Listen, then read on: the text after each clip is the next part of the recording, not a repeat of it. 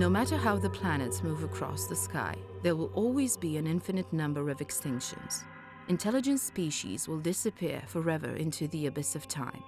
This cycle has been true for millions of years of evolution.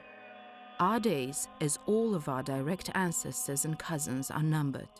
The question is, will they, the ones that will come after us, remember us in our story? Or will they forget us and simply assume they are the supreme masters of life on Earth? In Eastern Europe, high up the Carpathian Mountains, there is a large plateau flanked by rocks of gigantic sizes. The most striking, found in the middle, was long ago named the Carpathian Sphinx. Its name derived from its resemblance and similar facial size to the famous Egyptian Sphinx. Is there a very old connection between the Carpathian Sphinx and the Great Sphinx in Egypt? Is there a possibility that the Carpathian Sphinx is the result of a vanished civilization? While doing her master's in Boston in documentary film, Juana Geological did an independent investigation. Unsatisfied by her scientific findings, Juana decided to leave the United States. She returned to Eastern Europe, to Romania, to the country she had left as a teenager more than 15 years ago.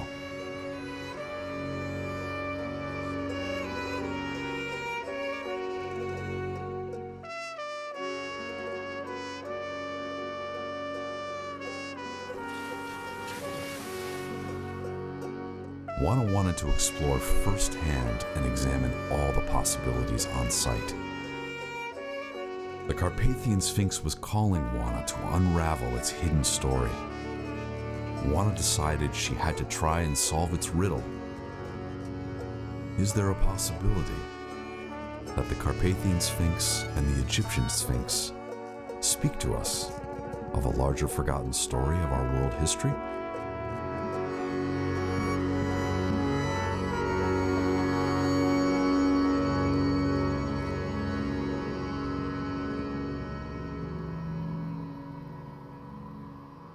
All the art we create today is a legacy of what those people and other groups of early humans around the world developed during the Ice Age. The art did not come out of a vacuum. The Egyptian Sphinx is seen as the greatest statue ever made by the hand of man. Built from sacred stone, it's considered to be one of the biggest ancient wonders. The Sphinx has a body shaped like a lion and its head shaped as a king or a god. John Anthony West, an American journalist and independent Egyptologist, while researching the documents on the Sphinx, became convinced that the statue had been highly eroded by rain, not by wind, which was the mainstream assumption. This meant that the Sphinx had to be much older than the traditional established date. To prove its antiquity, West needed an open-minded expert from a renowned academic medium. After a long search, West found credentialed geologist Dr. Robert M. Schoch, a recently tenured professor at Boston University who holds a doctorate in geology and geophysics from Yale, a top-ranking university. Although young, Dr. Schoch was an expert in the analysis of rock erosion. What I found was that West had one very extreme idea that the Sphinx was thousands of years older than the Egyptologists thought. So I thought it was a long shot. I thought maybe West was onto something I thought was very improbable, but it was worth looking at further. I'm a curious type of person. Alongside West, Schoch embarked on a trip to Egypt to evaluate firsthand the antiquity of the Egyptian Sphinx. Schoch realized that the Sphinx had been highly eroded by rains, just as West argued. The rain erosion was easy to spot. The rocks weathered by heavy rains had a rounded and undulated profile, in sharp contrast to the hard profile of wind weathering. This is classic textbook example of what happens to a limestone wall when you have rains beating down on it for thousands of years. It's clearly rain precipitation causing these erosional features. One thing I think one has to realize is that the Sphinx itself is in very bad shape in the 20th century. It's deteriorating very quickly. You can literally stand in front of the Sphinx and watch stones fall off of it. Yes, it's a very serious problem, the modern weathering, but the weathering that I'm looking at is the ancient weathering, the weathering that we see under ancient repairs, and that's a whole different ball game. That's a whole different set of evidence than the modern weathering. And this work that goes back almost 2 decades now for myself personally really set the stage for much of what has come later. And I'm not claiming any credit here, I'm giving credit to the Sphinx. And it's also changed my life. Sometimes I think, usually I think for the better, sometimes I wonder what I got myself into. So I really started on the Sphinx work when I was very young. This is me about 20 years ago.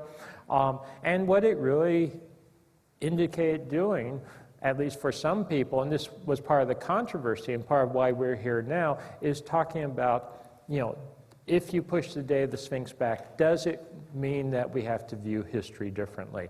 Do we have to rewrite history? Things were happening in Egypt at a much earlier period than conventional archaeologists, conventional historians have ever admitted or suspected. Take a look at this. You can see the rolling, weathering, the precipitation-induced weathering, and here you see very nicely all these joints, which are various fault joints and whatnot. You don't see this same type of joints opening up in the wind-induced weathering.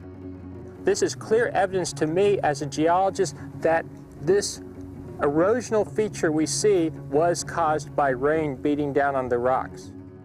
We have an antediluvian civilization with all the trappings of later pharaonic civilization, like the Sphinx, with the characteristic Egyptian headcloth, with the characteristic use of the lion in the guise of the king. And then you have nothing. You have nothing for how long? 1,000 years, 2,000 years? And then it starts up again. Where's the link? What ties this antediluvian culture to what came later? Culture evolves in a linear fashion. To accept the theories that you're reporting means that you've got culture A, culture B, and in between, nothing. And it simply doesn't work that way. What's actually at stake are the implications, the impact it has upon accepted views of the evolution of civilization.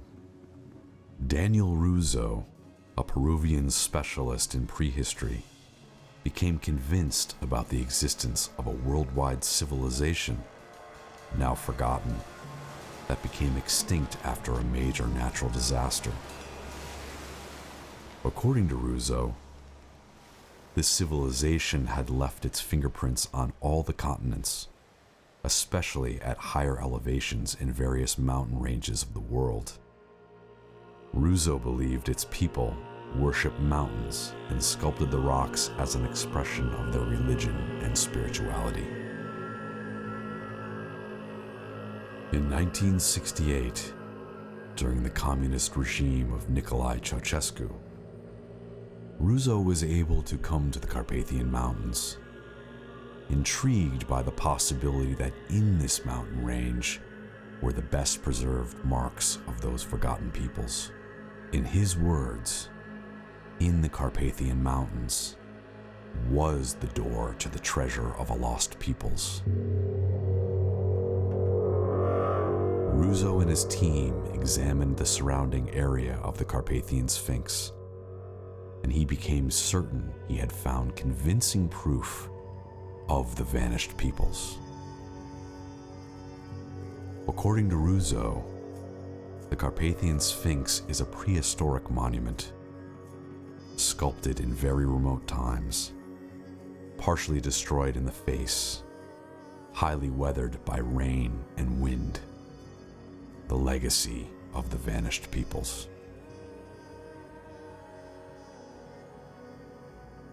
Upon his return to Peru, Ruzo published a study on his worldwide findings entitled The Fantastic History of a Discovery. He concluded that the Carpathian Mountains were a central location of high significance, and that the Carpathian Sphinx was one of its most important monuments.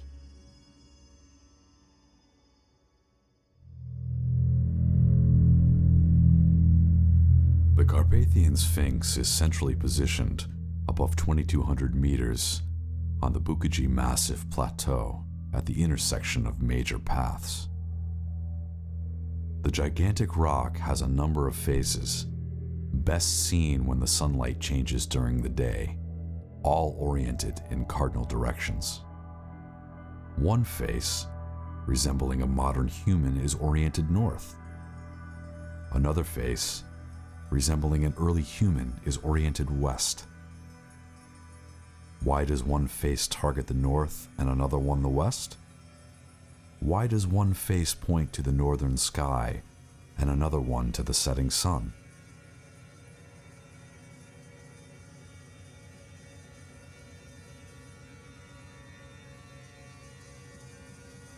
Who does this gigantic bearded rock face represent?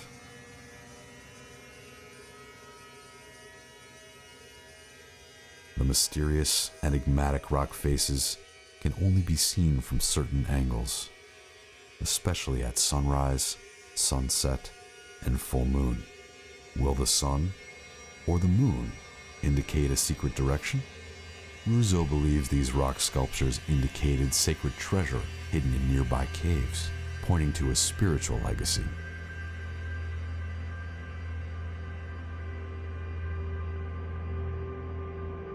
Where should one look to find the answers?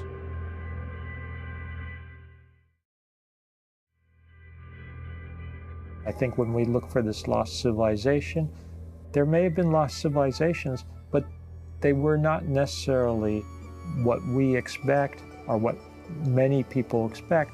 That is, they were not a mirror image in the past of what we are today. Ruzo thought the highly eroded rock sculptures were guardians of an ancient wisdom. They were a magical work produced by people whose understanding of the world was much different from the present. Toate personajele legendare, toate miturile și legendele nu au trecut un nume al autorului. Toate acestea le-am moștenit de la o omenire dispărută.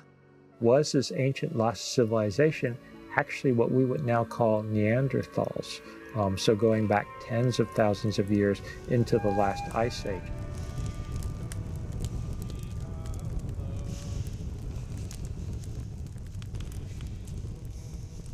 Is there a possibility that the vanished peoples Ruzo searched for could be the vanished Neanderthal peoples? With the Neanderthals, you know, when they discovered them, they purposely made them look, you know, more apish, and you know, how could that be a part of us? You know, how could that be another kind of human?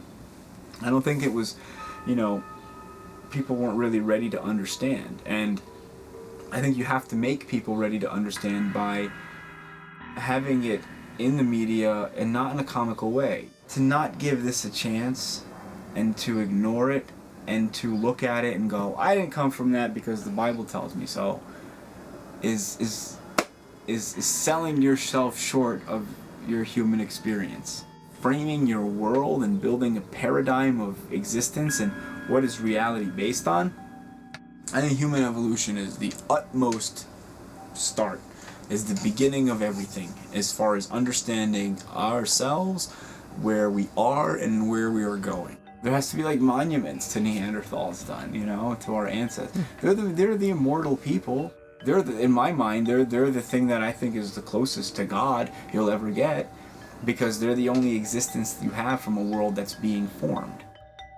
Stan Gooch, a British psychologist and researcher, developed in the 1970s an original thesis based on a lifetime of research, observation, and insights. According to Gooch, we, modern humans, are a hybrid. In part Cro-Magnon, our direct ancestor, and in part Neanderthal. Gooch's thesis has been proven correct by genetic studies, and we find ourselves today to be a genetic combination of both Cro-Magnon and Neanderthal human species. We have inherited about 20% of the Neanderthal genome into our current gene pool, and every person in Eurasia and even North Africa has between 2 to 4% of the Neanderthal genome preserved in us. For Stan Gooch, Neanderthals were their own species. They had their own culture. They had their own civilization even. He used terms like cities of dreams, that they built cities of dreams. They had a dream culture. They had an advanced, sophisticated culture. Typically, people had the concept of Neanderthals as being dark, brutish, ape-like, if you would, and the Cro-Magnons, our ancestors, were the light-skinned, fair-haired individuals, maybe totally opposite, that in fact the early archaic Homo sapiens were much darker than the Neanderthals that they came in contact with in Europe. Gooch predicted this long ago. The Neanderthals lived and flourished for more than 300,000 years, much longer than modern humans. They lived during harsh climates and were physically well adapted and acclimatized to the Ice Age, being much fitter and more muscular than humans today. Recent discoveries show that Neanderthals had greater manual dexterity than modern humans, which made them very well suited for manual activities and labor, such as weaving, engraving, drawing, painting, and sculpting. The oldest construction work made by humans, the Neanderthals, was discovered in Bruniquel Cave in France. Deep inside the cave, a group of French speleologists found a construction built of concentric circles weighing more than 2 tons. These were used for ritual practices by the Neanderthal people more than 175,000 years ago, preceding any modern human spiritual or artistic creation.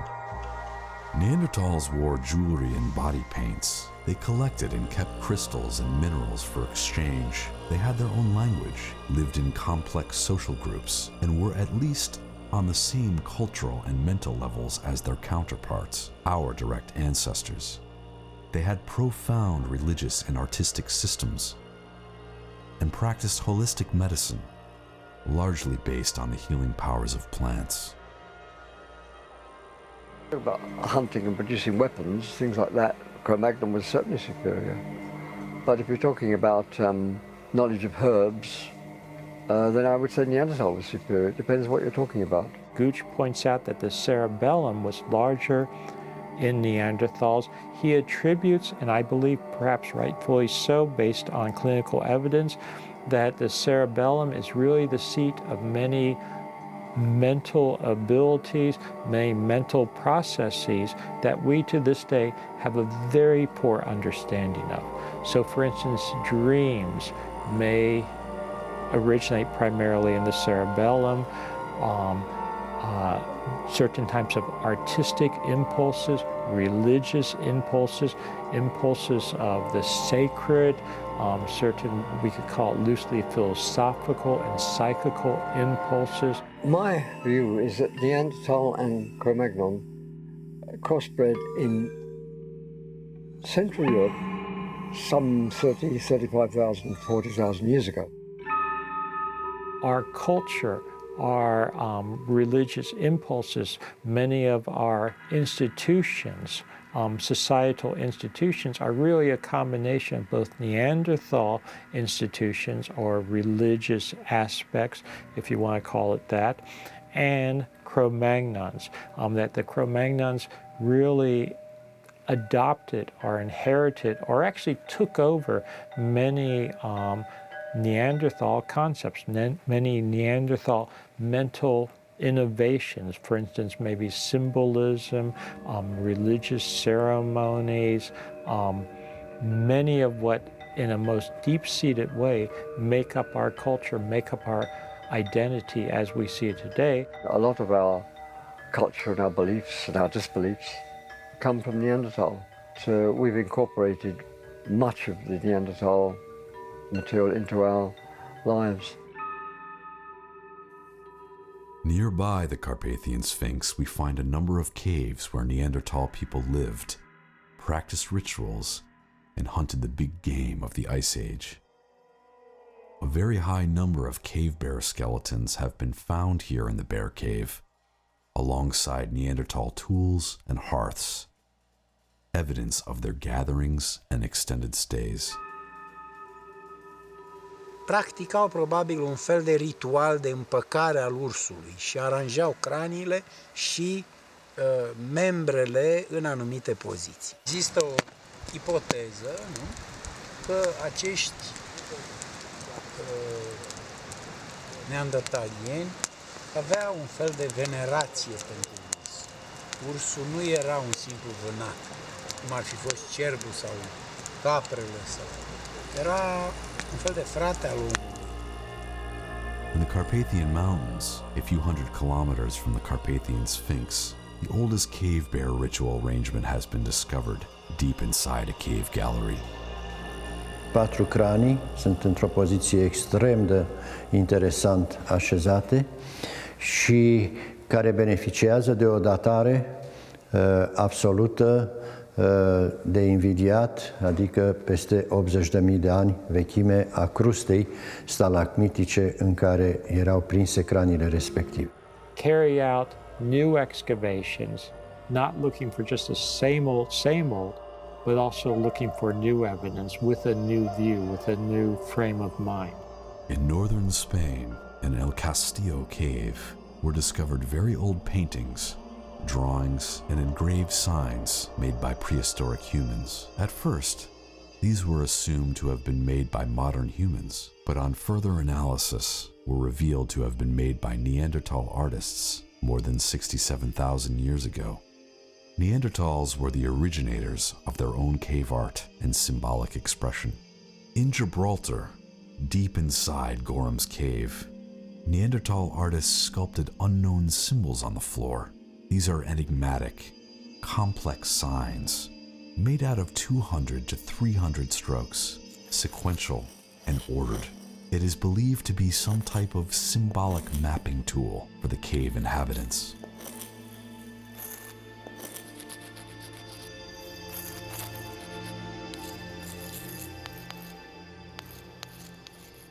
We're in Romania here, we're in the Carpathian Mountains, something that is not very far from where we are currently located is an incredible structure, rock formation up in the high peaks known as the Carpathian Sphinx. I find this absolutely amazing. Yes. Everyone looks at one side of the Sphinx and sees a face there, looks like a modern face, but if we walk around to the other side, look what we have. This is a face. We have an anthropoid-looking face. Exactly, but it looks like a Neanderthal. A Neanderthal face with a big eye socket, low forehead. You can see the mouth and the nose here. And notice, and I think this is very telling, very important, the way it's facing. This face is looking toward the west. And we're here in the evening, the sun is setting. Exactly. Look how the sun is lined up. Direct line to the eye. Direct line to the eye. This Neanderthal type face is looking toward the west, looking toward the setting sun. Now, it's been speculated that Neanderthals were a more nocturnal species. If that's the case, what sun would they be interested in? The setting sun, the sun that sets as they come out for their nocturnal activities, their ceremonies, their rituals. So they would not be looking toward the east as many modern cultures do, but toward the west, the setting sun, which would be significant and important to them because essentially that would start their day, that would start their ceremonies. And here we have a Neanderthal-like face looking toward the setting sun. Yeah, looking at this face as a geologist, looking at the types of rock, you've got several different layers of rock. You've got more fine sandstones, you've got conglomerates, you've got rocks that are set within the rock. That's all natural. Yes, like that one. Like these pink rocks and these darker blackish rocks.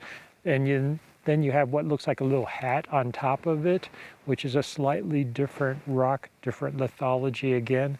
So you've got a very complex interplay of different rock types, and that's all natural.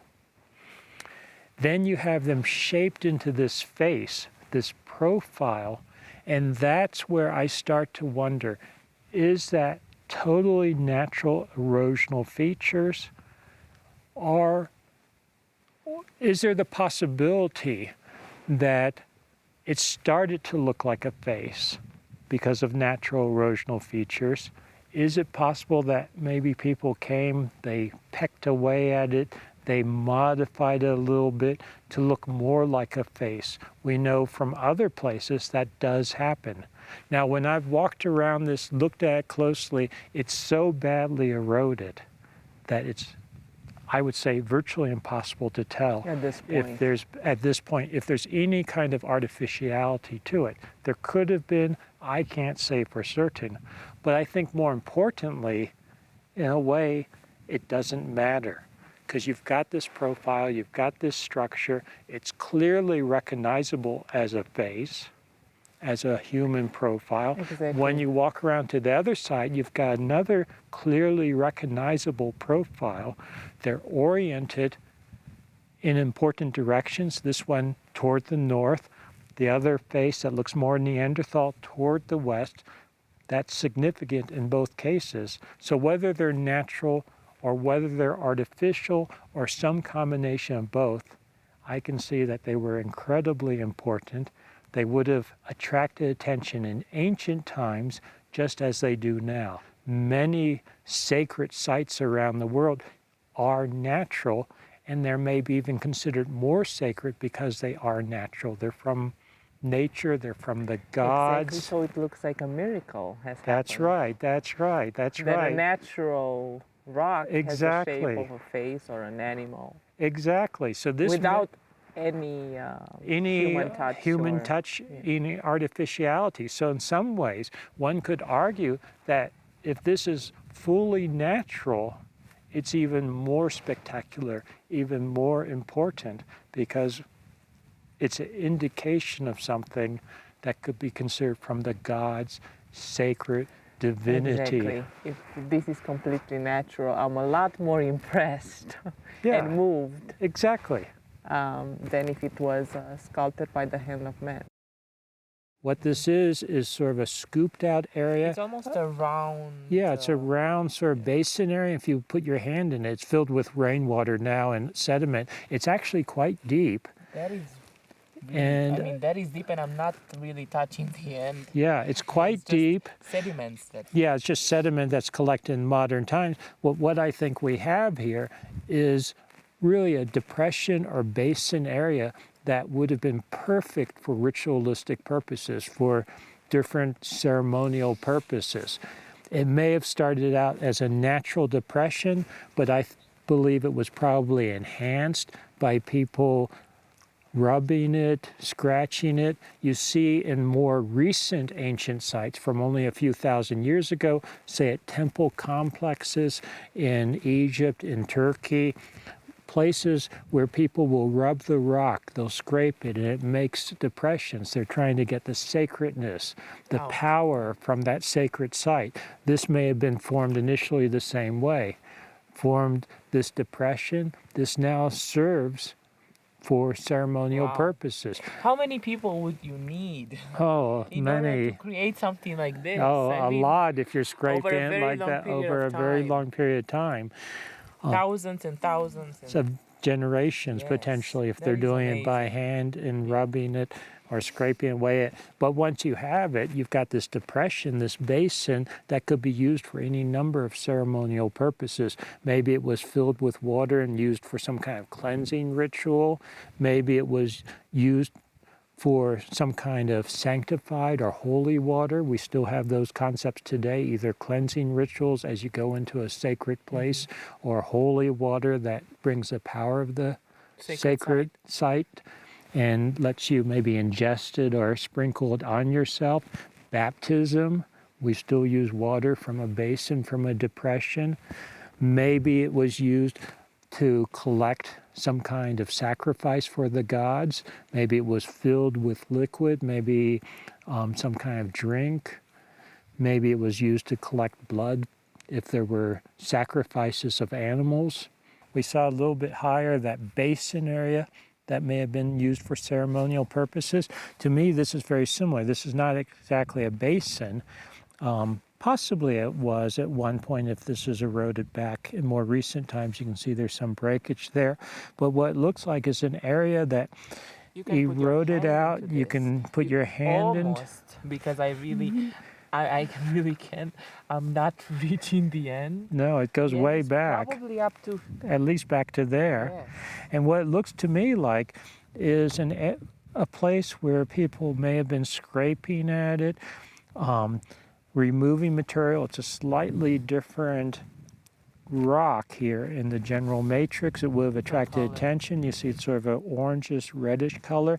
But like you see at other sacred sites of more recent origin, it may have been a place where people scratched it to try to get a little bit of powder, a little bit of the essentially power, the sacred power of this spot.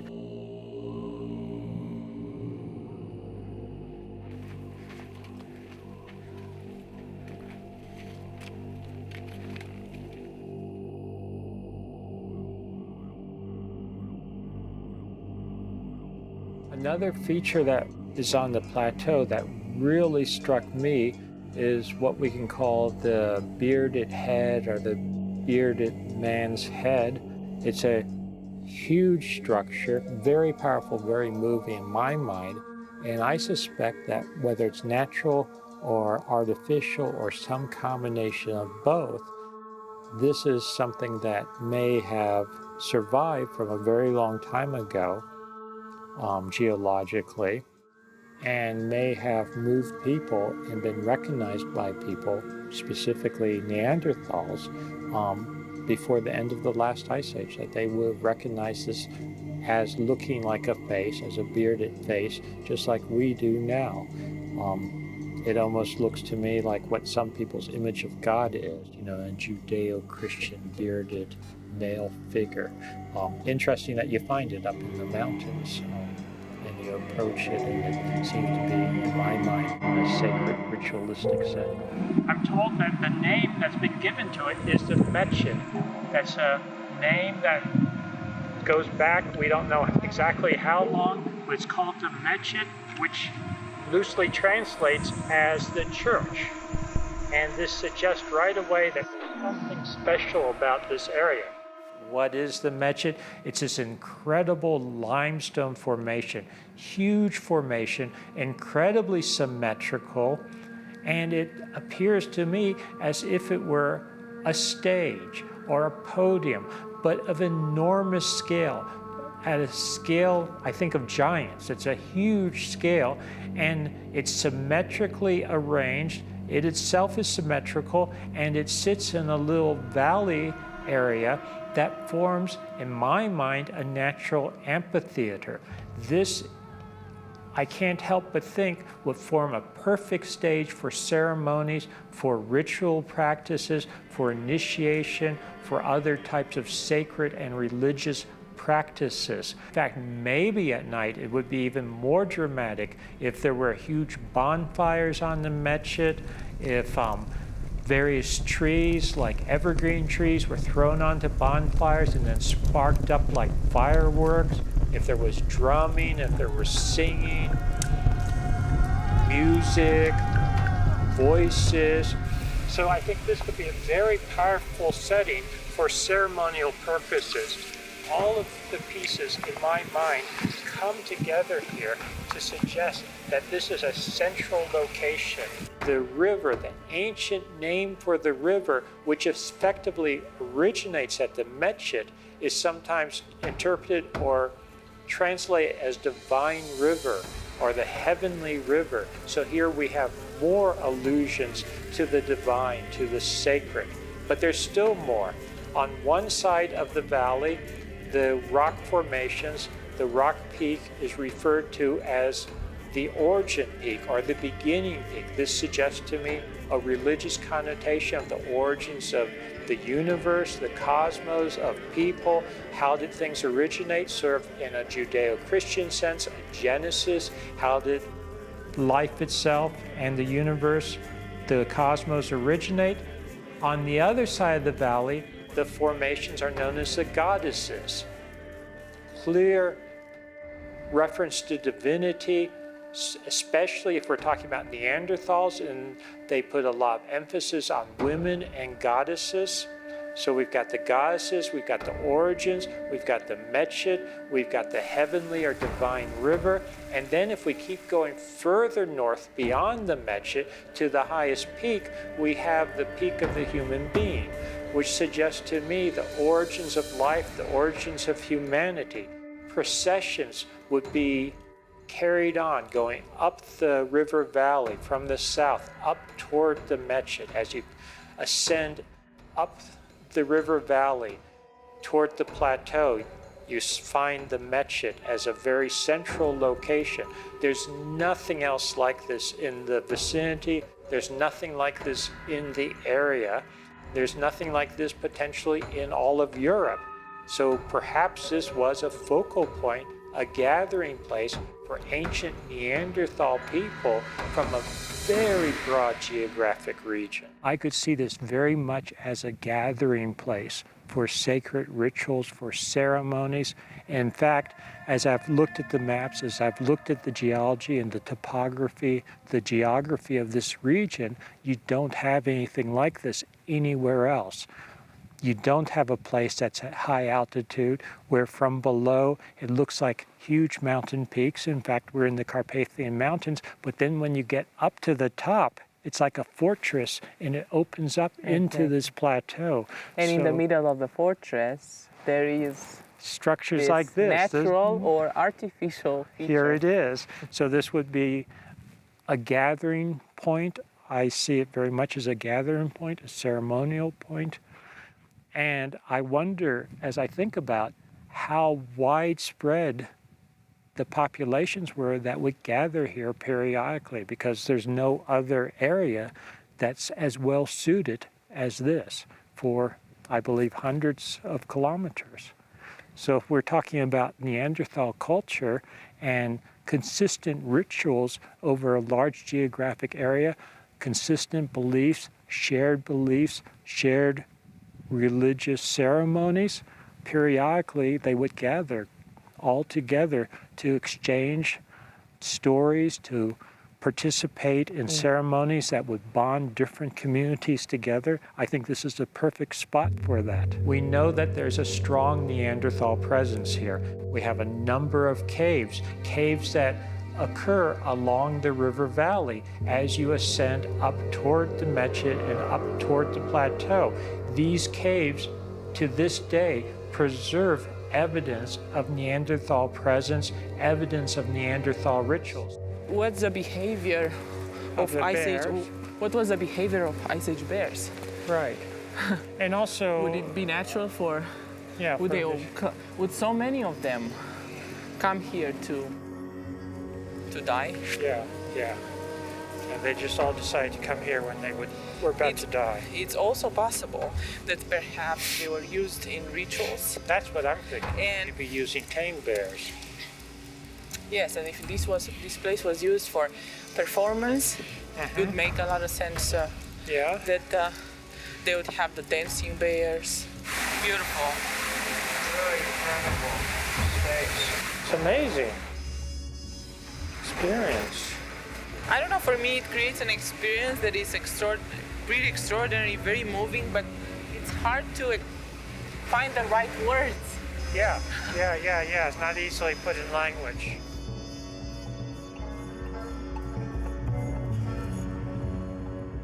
See, I'm wondering how they physically follow the river at this point.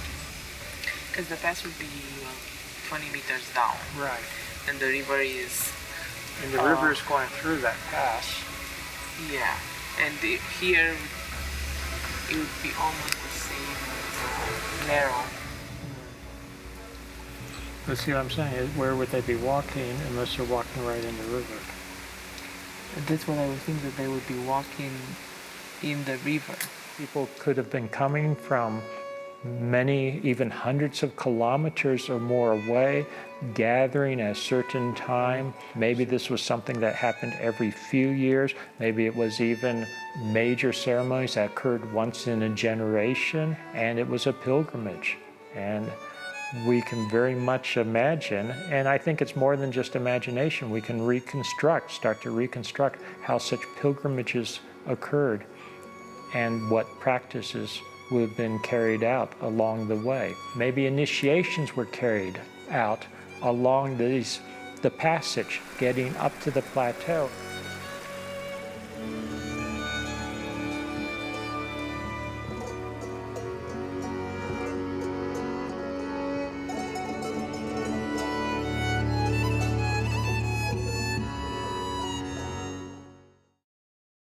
The overall experience of one going into this cave would be sort of similar for a Neanderthal. Oh, I think it would be us. very similar. We've had incredible experience here.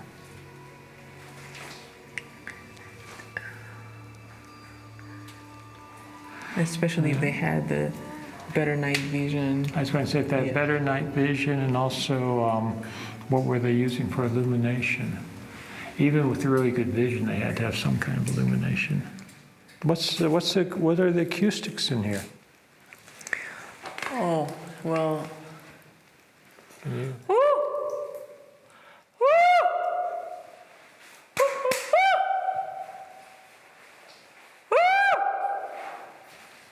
That's pretty good. So this place could be used for some sort of musical rituals. Yeah. Worked well. You've got good acoustics potentially. You've got sort of a natural chimney. You've got water that you could channel through.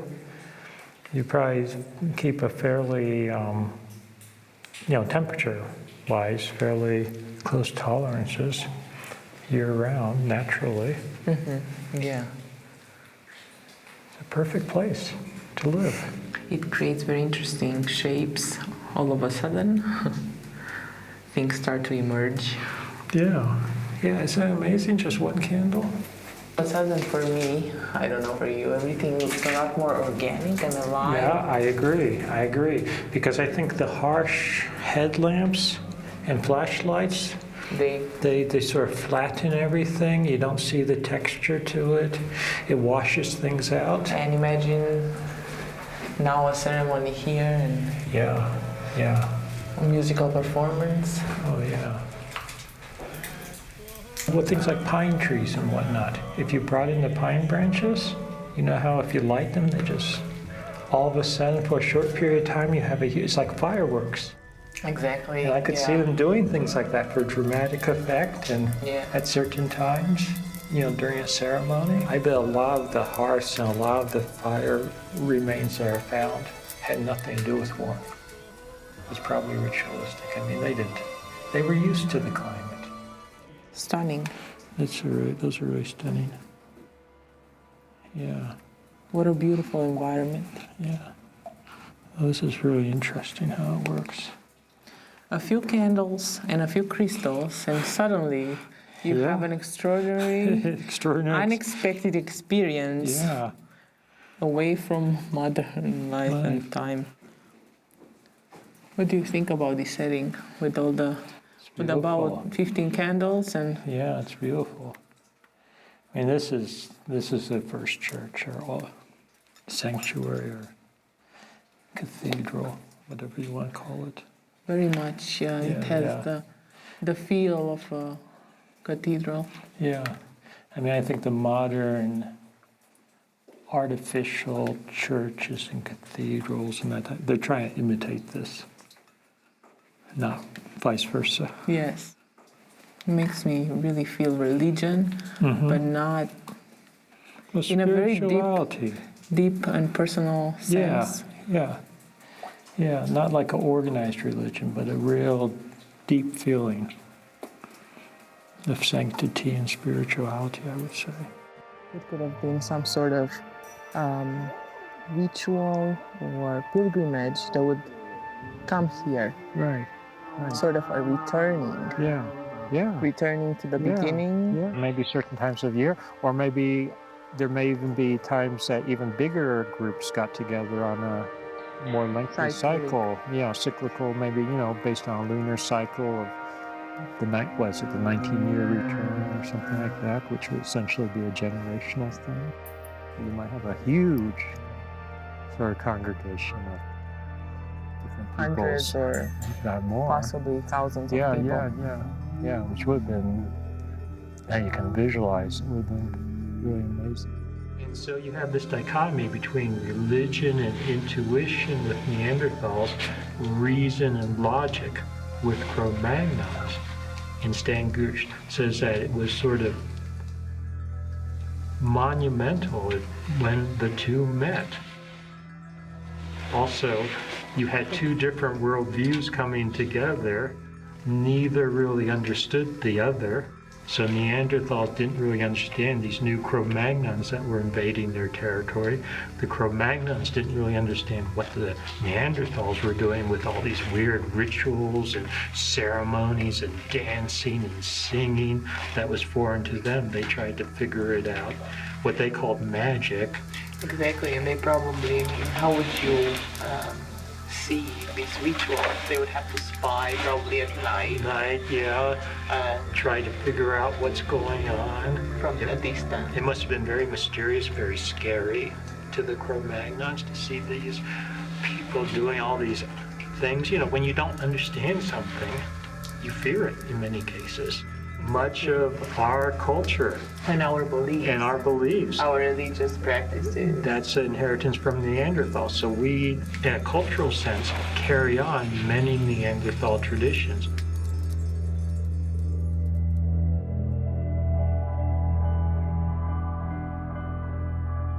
The Egyptian Sphinx is part of a larger complex, just like the Carpathian Sphinx is part of a larger complex. So in both cases, I believe we're talking sacred ceremonial sites that held incredible importance to their respective people, to their respective populations. Și-au găsit oamenii salvarea în timpul potopului și aici se vor refugia când se va petrece următoarea catastrofă. Este vital, este crucial în zilele noastre să regăsim acești munți sacri. They and other ancient, certain other ancient peoples, but we'll focus on Neanderthals for now, were much more sophisticated in ways that we don't even have a good language to describe. I mean, you have traditions around the world of a golden age, which I think is not referring to materialistic golden age.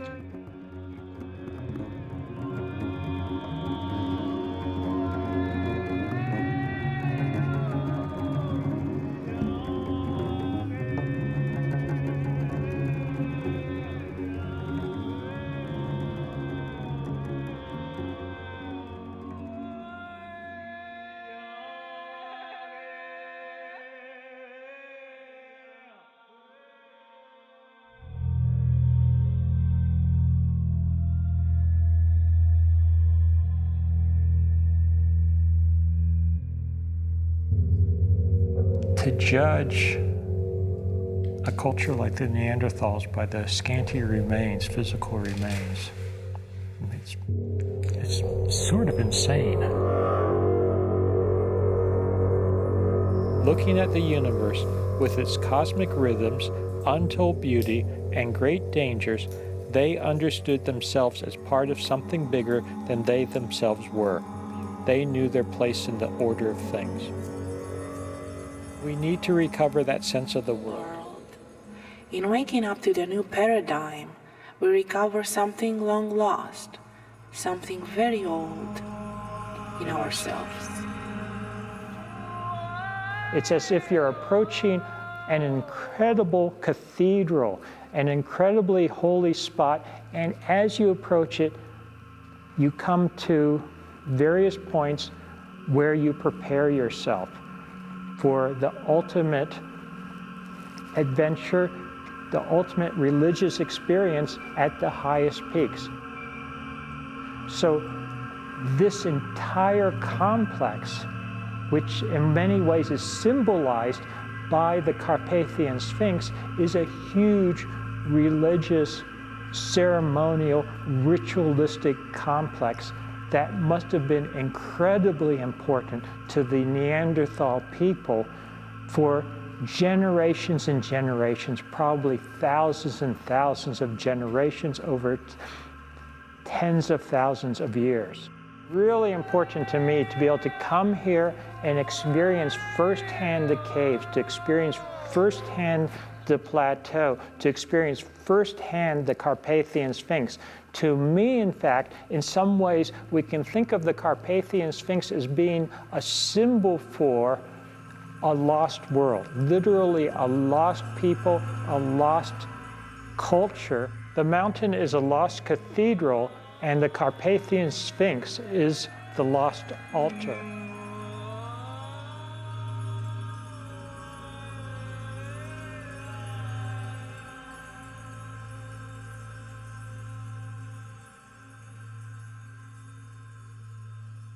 A lost culture, a lost people, people who understood that they were part of something bigger than themselves, people who left us clues, mysteries, and riddles, and the greatest riddle of all, the Carpathian Sphinx, the forgotten Sphinx, up the mountain of forgotten dreams, where Neanderthal communities flourished for thousands of generations.